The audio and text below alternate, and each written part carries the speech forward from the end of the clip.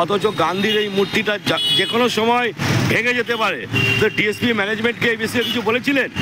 তিনি সাংবাদিক হয়ে প্রশংসা করছো, তার জন্য আমরা খুব আনন্দিত।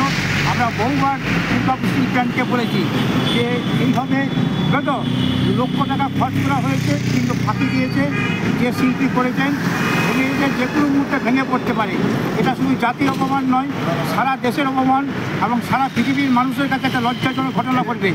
আমরা ডিআইজি গিয়ে এই 2রা অক্টোবর যেদিন তার জন্মদিন, সেদিন উনি এসেছিলেন, উনিকে বলেছিলাম এবং উনি আমাদের সঙ্গেই এখানকার ভারপ্রাপ্ত টাউন অ্যাডমিনিস্ট্রেশনে যারা আছেন দায়িত্বপ্রাপ্ত তাদেরকে বললেন যে অবিলম্বে এটাকে ঠিক করার জন্য।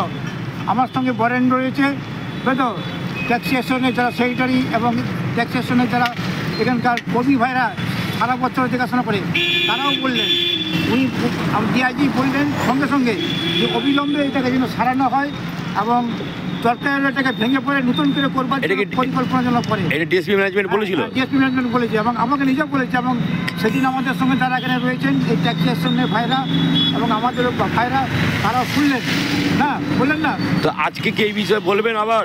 আজকে যদি আসলে তো বলবো, আমরা চিঠি দিয়েছি, তা সত্ত্বেও এটা যে ধুয়ে দেবে লক্ষ লক্ষ টাকা, কোটি কোটি টাকা খরচ করছে ডিএসপি আজকে বিভিন্নভাবে, সেটা জলের মতন খরচ করছে। অথচ জাতির নেতা যত আমাদের মহাত্মা গান্ধী যত আজকে তার জন্য জল খরচ করে এটা ধোবার ব্যবস্থা করে না।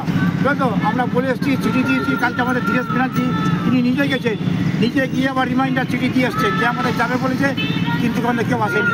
দেখুন লজ্জা কথা, তুমি আমাকে জিজ্ঞাসা করলে এই প্রশ্নটা তুমি সারা দুর্গাপুরে মানুষের কাছে ছড়ে দাও।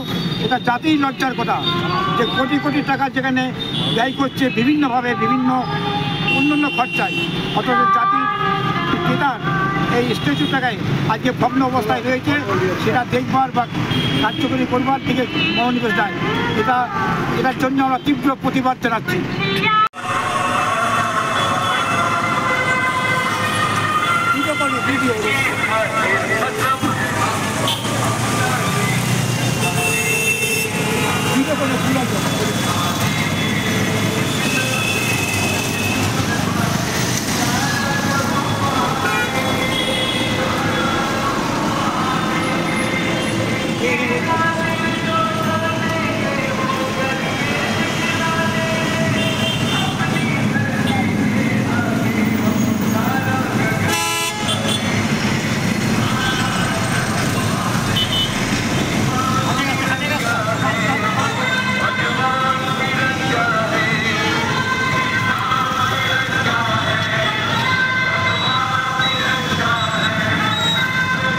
ভিডিও জলদি ছুঁয়ে দেয় না, বুঝলো।